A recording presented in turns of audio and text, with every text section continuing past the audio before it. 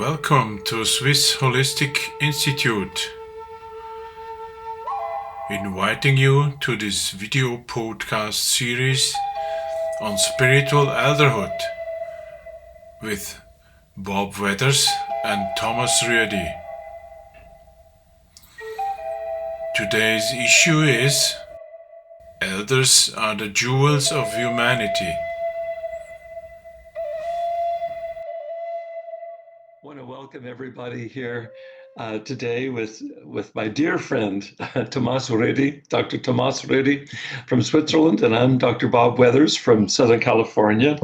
And we're here meeting to be discussing, as we have been discussing over the last year, the topic of spiritual elderhood. Somebody who's made a huge impact on both Thomas and me. In fact, I learned about this individual from Thomas is the Jewish rabbi, Dr. Shachter-Shalomi. And he's written about spiritual elderhood in a way that's inspiring to both Thomas and me. It's made a difference in our own lives. And we want to share the title of the book, thank you, Thomas, is From Aging to Saging, a revolutionary approach to growing older. Thank you. That's perfect. Thank you. I could not remember the title.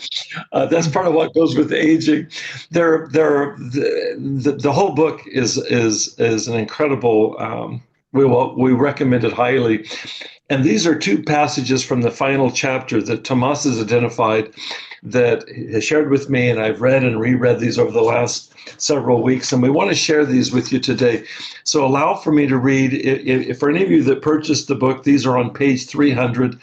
It's under the section entitled Spiritual Eldering Comes of Age.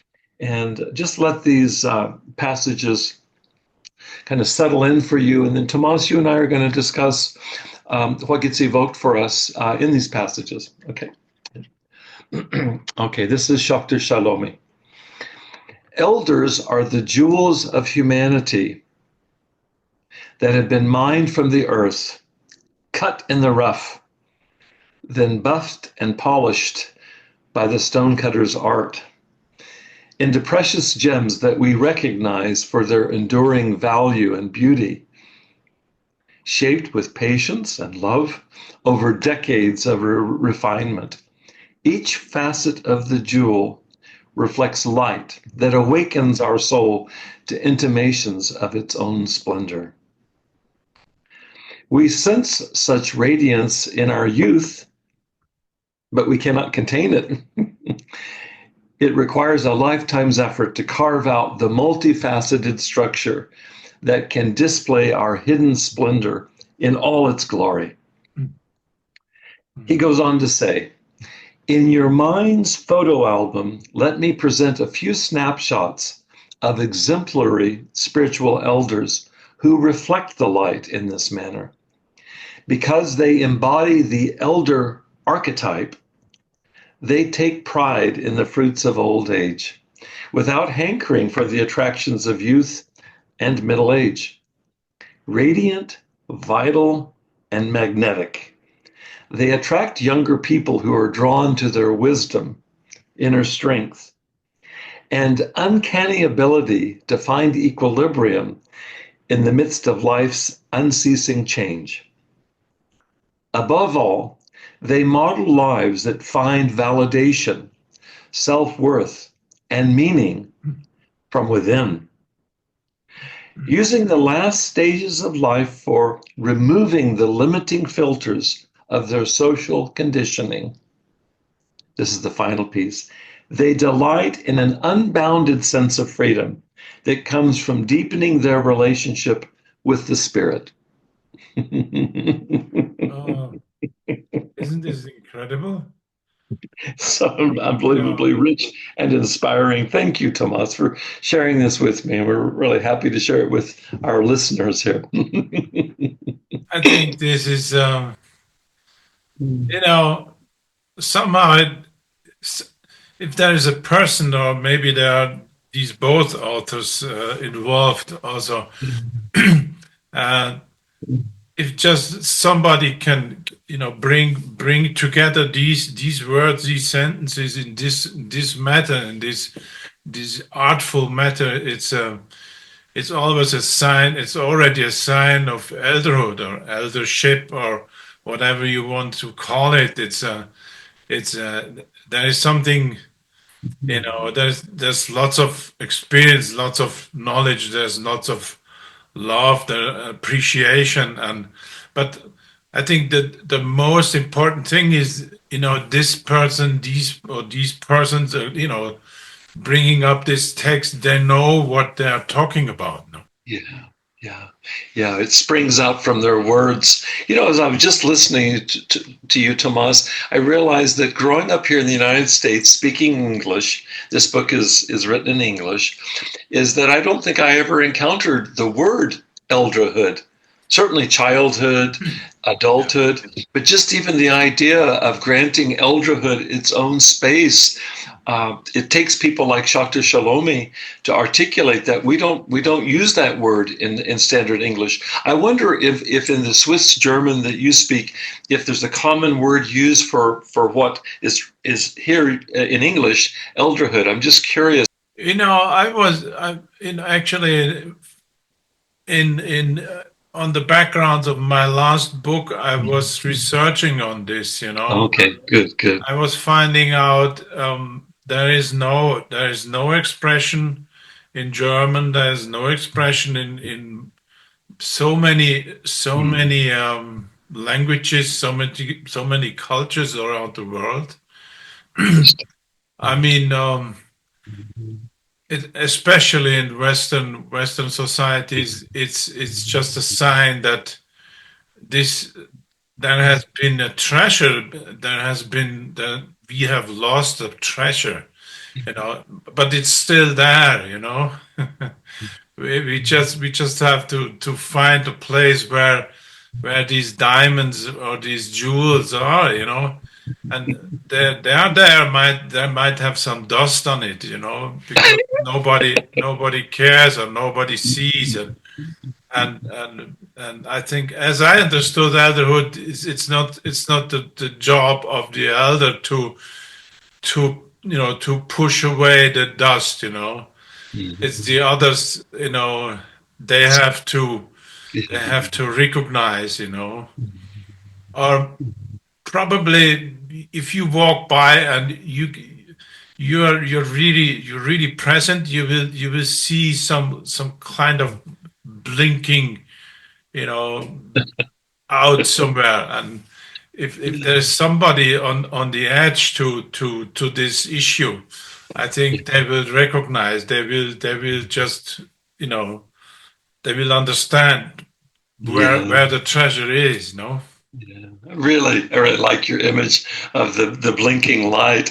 I know that the Hebrew Bible has this phrase that deep speaks to deep.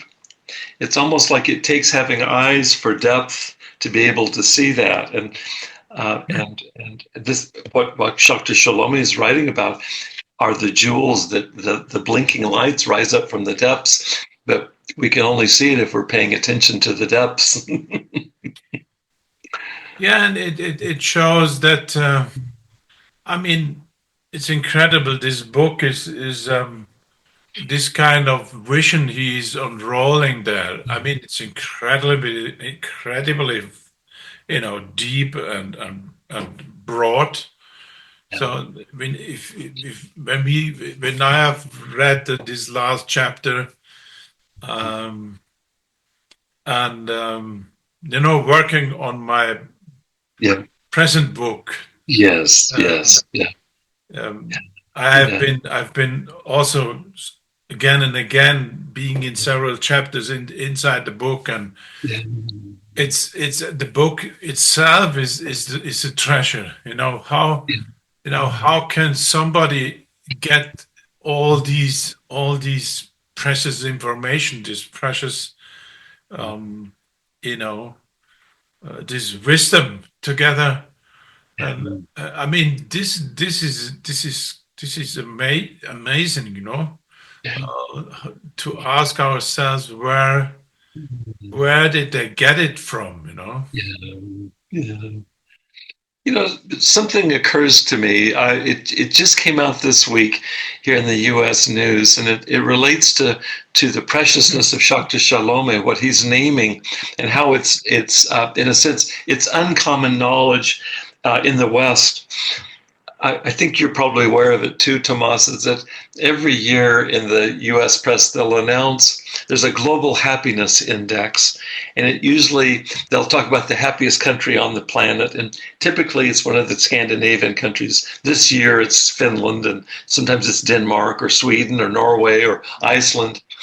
But there's been a study that's gone on, and I just read about it this week in the New York Times. It's called the Global Flourishing Scale. And what they've done is they've opened up the study beyond. The fact is that these countries that typically come out happiest have very high gross national product. They're liberal democracies with social welfare, and people are happy there. But they're using really that one metric is the primary metric. The Global Flourishing Scale looks at other things. That is what Shachter-Shalomi is talking about, I think, in terms of connection, not only to one another, but to the traditions of the elders, finding value and meaning and purpose, being able to find a way to manage the stress of the modern life, which in the West so focuses on productivity and efficiency. And what I read just a couple of days ago that was really striking to me, typically the statement in this literature is we all want to catch up to Denmark because they oftentimes are at the very top. But what they found when they introduce other measures, which is really what Shachter-Shalomi's bringing in, are these other intangible measures that tend to get missed in the West. What we find out is that countries that you'd never think of, the one that comes to mind is Indonesia. Indonesia typically scores very low in terms of gross national product, in terms of money, but they're very high in terms of connection and traditions of the elders, respect for the elders, a way of holding efficiency and productivity in balance with enjoyment and relaxation. And what the authors of the article said, it's being published this week in scientific journals. They said it might be that we want to catch up with Indonesia. Yeah, or Bhutan, Oh yes, exactly. I mean, Bhutan. Yes. Bhutan Yeah. is. Yeah. I mean, of course, it's something really different. So, Yeah. but it's the only country in the world there is a I say an institution, state institution about happiness. Yes. Thank you for reminding me. I'd forgotten about that. Bhutan. How Bhutan, you say Bhutan. it in English? I don't know, because we don't talk about Bhutan. It's like, yeah, I know of Bhutan. Yeah, I know of it near Nepal, and that they have we have our gross national product in terms of money. They have their gross national product in terms of happiness. Yeah, I feel like that this is what Shachter-Shalomi is saying, is the wisdom of the elders is to begin to put things in their proper priority, and we do a pretty poor job of it. I'm so aware right now in the United States, we now have in this current administration the Department of Governmental Efficiency, which is just cutting out one program after another that's connected to humanitarian concern for other people, health. I mean, you just go down the list. I know you're very aware of this. It's so incredibly tragic to see this because it's the short-sightedness of efficiency. And the U.S. is obsessed with that at this point. And we're not a very happy nation.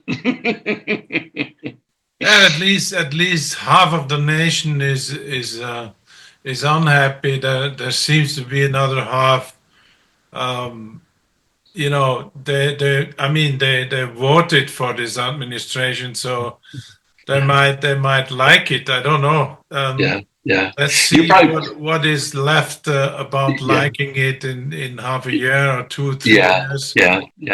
It'll be interesting to see. I think Shachter-Shalomi and what we're talking about in terms of spiritual elderhood, that right now is a voice that's missing in the national conversation. And you can refer this to what's going on in Europe, including Switzerland. But we don't. There's not much respect for anything that's come before. Just like, let's just get rid of it. Just recently I was reading a conversation. There was a conversation, and also I was reading in some books about a neuroscientist and psychiatrist called Ian McGilchrist. I don't Oh know. yes, I do know of him. He is he's somehow the guru of the two hemispheres, Yes, he is. Yes. The master and its brain emissary. hemispheres. Yeah. And I mean, there's lots of things to talk about and discuss also, but I think it's very interesting to see that he's saying, in the end, what makes this Western world so crazy is the dominance of the left hemisphere. Yeah. Somehow there has been before, and I believe this is what happens, or what happened and still happens in indigenous cultures, is there has been a balanced working together of these both hemispheres, and then there has been an evolution. There have some steps of evolution, and it's of course, I say, it's the same time like we call the Anthropocene. You ever heard about Anthropocene? This is a term called the Anthropos. That this is the time where the humans have such an impact on global systems in general that they have never had before. Okay. And this came up, starting by the industrial revolution and everything. Yeah. So, Yeah. and this is the way that's what is this Yes. Jan saying is what's happening is that there has been a working out some kind of domination of the left hemisphere, and I think this is quite interesting to see, to have it just focused on the human brain. But I mean, of course, the human brain seems to be quite important, or too important, How sad that the Anthropocene, what you're talking about, took me a moment to remember the term, that it would be associated with the left hemisphere, that to be human would be to be left hemisphere. Anthropos is left hemisphere, and then a great cost to us. We see that when I've read that term used, it would be like they'll be talking about that term like they talk about the Jurassic period or something. Like, it's a little bit, how I say, the very narrow scientists, they don't like it, because. Oh, is that right? Because Interesting. Because it's a mixture between the geological, Okay. periods of, Paleocene, all these. Yeah. Yes. It's a mixture between this and then the impact of the human being that is quite difficult, or quite. It's just getting more and more big trouble for the whole human civilization, or even for the whole, the planet.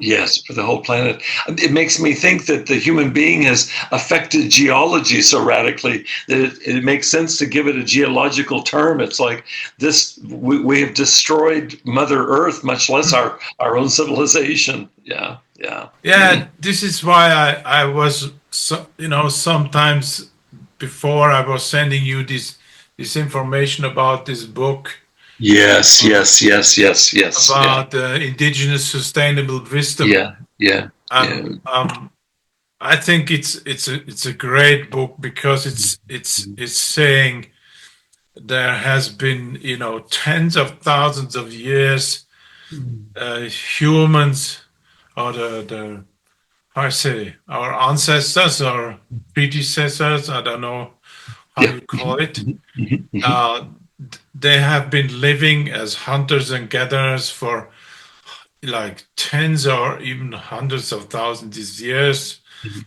um, quite well with socially, but Yeah. also within nature and everything. So I Yeah. think I'm really fan about this book because it has been written from several authors that have an indigenous background or Yeah. are It's wonderful. indigenous peoples Wonderful. themselves, Wonderful. or Yeah. they're you know being professors or assistant professors at universities and several countries, in several states of United States, and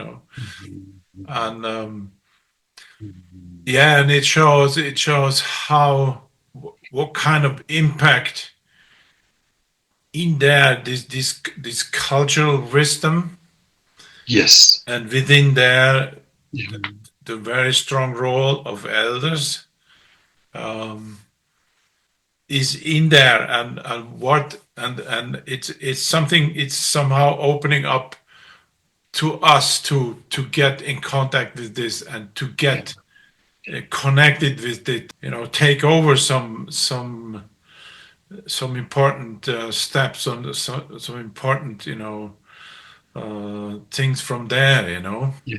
Yeah, yeah. I'm looking forward to studying that book with you, Tomas. I want you to know sincerely so. Something comes to mind as I listen to you right now is that I'm turning chronologically. I'm turning 70 in just 3 weeks, 70 years of age. Yes. And in our country, the tradition would be to retire by this age.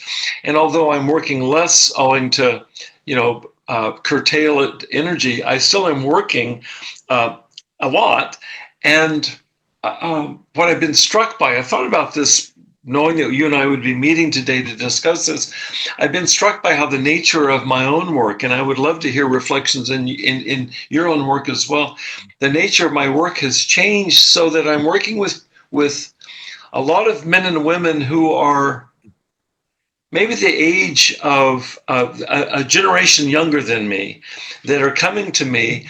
And not only am I not seen as kind of senile and defunct, like let's get rid of him, but there's a value given, Yeah. and I can see it. I'm meeting with an individual right after our presentation today, and I can feel with her that she's extremely respectful of and interested in incorporating the insights that you and I are talking about. She's a very, very bright human being herself.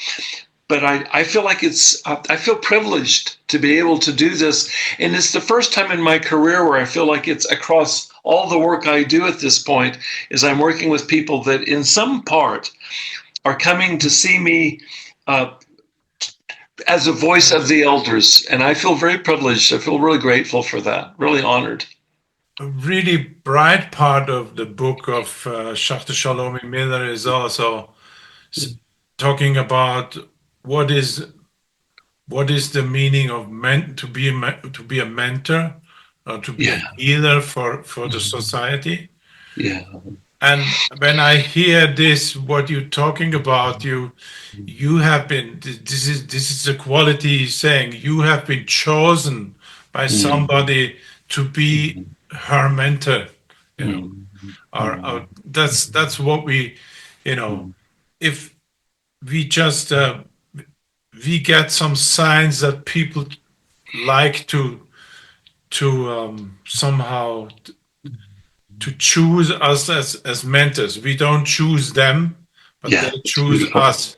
Yeah, So yeah, this is the way how mentorship, I don't know, yeah, always, with elders, always have been, Yes, yeah. And I think That feels right. that's because I think you build up this kind of qualities so strongly in these last years, together with all, I think what comes in mind is in the beginning of this chapter you have been introducing so nicely is there has been like 3 or 4 characteristics people introduced to the reader. They have been quite asking biographies, and it's on the other hand I said, yeah, I mean that's you, that's me, somehow. Yeah. Yeah, Yeah, it is you. Thank you for saying that. It most certainly is you. I was struck by, even though I've read this several times, to read it in your presence and to read it aloud to our listeners, I was struck by how they talked about um, how it is. How it's cut in the rough and buffed and polished. You and I have been cut. We have been cut. We have been buffed and polished by life. And I know that with you. You know that with me. And that something beautiful would come from that is such a joy. First of all, to experience and then to share with others. Next, a week from yesterday, I'll be doing a national webinar here in the United States. And my single purpose, my only wish is to be able to offer what we're talking about, which is some element of wisdom, some element of mentorship. I'm wanting to inspire, and all of it's based on that having been buffed and polished. All of it's based on that, the whole presentation. yeah. On the other hand, what I can see looking out in this world and here, but in Europe, or also in United States, and or in Middle East or whatever, it's it seems to be that we couldn't be further away than ever from there must be such a lot of people they just completely ignore or completely somehow, how I say, push it away in the unknown somewhere about all this nonsense going on, Yeah. And in this respect, if you see the vision of Shachter-Shalomi Miller and what I'm trying to pick up and bring into my new book also, or what we are talking about is yeah, how there's this question: how can we reach these people? Or I think there are some people just knowing that they just feel that they see these little blinks and they're ready to see it because they feel there must be something more than this rubbish going on on the whole world. So and even in all these religious traditions, let's say about Catholic traditions, coming up all this misuse stuff, just keep on coming up, and I mean, this is incredible. This is incredible damage. What is spiritual? I think Yeah. people they're really there must be, or like me, or like us, we must be discussed about this all this misuse stuff. This is an incredible thing. You cannot be further away from being spiritual than doing this. That's exactly right. Yeah. Yeah. Yeah. You remind me of something that your own countryman Carl Jung talked about. He quoted the Latin term. It's not a term that we use in English. The Latin term was enantiodromia, which I don't think there's any English version of that. But it's the idea that when something goes to such an extreme in one direction, it will evoke kind of a pendulum swing to the opposite direction. And that image came to me just now as you were speaking. Yeah. It's gotten so extreme with what's going on in the world. What we're both agreeing is insanity. and one would hope that it will evoke a response towards looking for the, how'd you put it, the flickering, the little that there would be a valuing of that, there would be a curiosity, like there's got to be a different way than the current craziness. Yeah, I think many people will just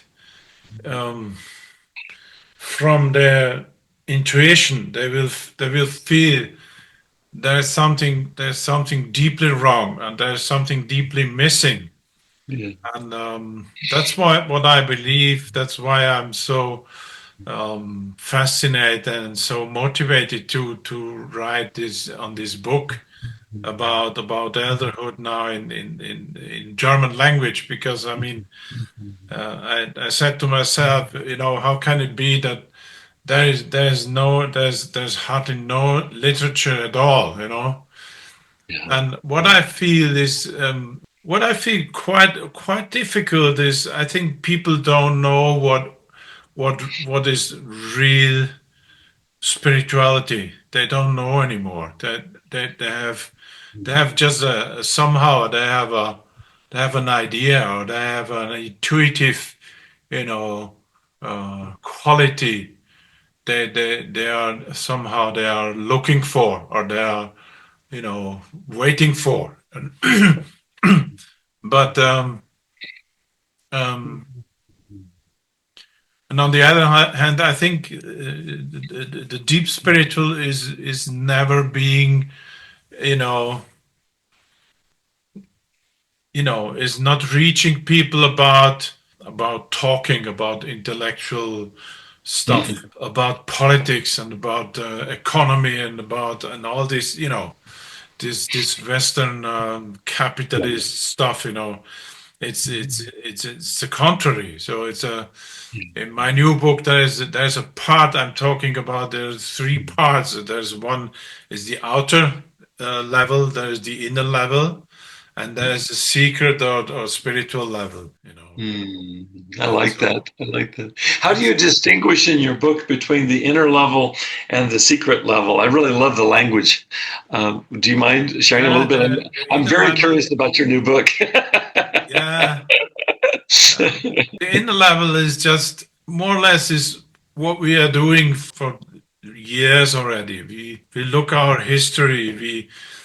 We practice forgiveness. We write diaries. That's what is listed up in Shachter-Shalomi's book so nicely, and what I pick up in my book too. And I think there is a I would say there is a practical part of wisdom in the inner level that needs to be revealed. I'm telling this is relative wisdom. If it goes from the relative wisdom towards the absolute wisdom, then we just step over to in direction to secret, because secret means the closer you get to the secret, the less words are, the less misunderstandings there are, because the power that is in there, not intellectual, and it's in our hearts or in our bones. It's this is something I really believe. And I'm putting you on the spot for something that is very deep. Your previous book did such a wonderful job of opening up into looking at the distinctions, for example, between relative wisdom and absolute wisdom. I wonder if you have a copy of your previous book just to hold up for anybody that's watching this. Yeah, there we go. There, yeah, yeah. I have a hunch that this book, your second, this book right here, would be a good companion book to the book you're writing right now. Do you have a title for the? It'll be in German, won't it? So it won't be in English. I'm just dying to know more about it. Selfishly, I'm going to suggest something, Tomas. I wonder if you'd be willing, if in future podcasts that you and I speak through your book together and have you share it, because it would be in English, and at least for me, I would love, selfishly, I'd love to get familiar with it. Even this piece you just gave us, I realize it's just a taste, but there's so much, yeah, so much there. So I'll put that out there as a possibility. I'd really love to yeah, support your book and the concepts that you're talking about, especially as you're weaving towards looking at spiritual elderhood. It will be a contribution not only in the German language, but also in the English language, because we don't, other than people like Shachter-Shalomi and Miller, we don't have any companion pieces to match what they've done. This is something I realized when I ordered this book from I think it Yeah, came from Boston or somewhere. yeah, probably so. Yeah, yeah, And it's quite an elderly book, you know. It is yeah, yeah, already yeah, so yeah, this is you can see this is something they had in stock somewhere, you know, left yeah, over. yeah. And but I think what is very nice, very important is this book is in as an ebook. It's there and Yes, yeah, it's all yeah, its full yeah, strength is yeah, there, yeah, so yeah. it won't get lost, and so it's Yeah, a I'm really happy for that too. In fact, I have it right now on my computer. The book version I've read is that book. I'm glad that you have the hardback copy to show us, but it's available, and that gives hope that it won't disappear, that it will remain in publication. It's too important of a book. Some books are timeless, and this book is completely timeless. It's like there'll never be a time in the Anthropocene era where it won't be really relevant and important. Yeah, yeah. yeah. Tomas, we're going to need to wind down here in just Yeah. a second. I'm thinking we're just bookmarking this conversation. I'm quite sincere. If there's a way that you and I can come back and revisit these themes, particularly because you're so immersed in it right now in your own writing, it'd be a real bonus for any of us watching this to learn from you, from what you're writing. I know you to know that you're a student of what you write, and the writing is so deep. Anybody that is interested ought to check out Tomas's first book and his previous book, which is Auf Deutsch. You can also get that book. I've got them right here. I really highly recommend them, and I'm really eager to hear more about this latest book. It touches both you and I close to home, but it's right in the heart of what we started with this today. This reading out of Shachter-Shalomi. Highly recommend his book, From Aging to Saging, for anybody who's watching. And then soon enough, your book will be out, Tomas, and that'll be an addition to the literature, a really important one. Yeah, maybe if there is some time enough and maybe some support from over the ocean, you know, maybe I do an English version too, you know. Yeah, yeah, yeah, Um, yeah, yeah. I'd love to have it shared in English because it would make a difference. Well, you and I'll talk about that. Okay. yeah, I got your wonderful hint there. Yeah. Oh boy. Well, this has been a good next chapter in our ongoing series. I recommend to anybody to go online to look up Spiritual Elderhood with Dr. Tomas Rüedi, and I'm a part of the conversations. We have a whole series, and it will continue to grow here, especially in light of the book that you're writing right now. So invite anybody to investigate that series, and you're able to contact us right through. You can write in the chat with YouTube. You're also welcome to contact Dr. Rüedi or myself directly. Both of us are highly accessible, and we're very interested in this topic, and so we will respond. Okay.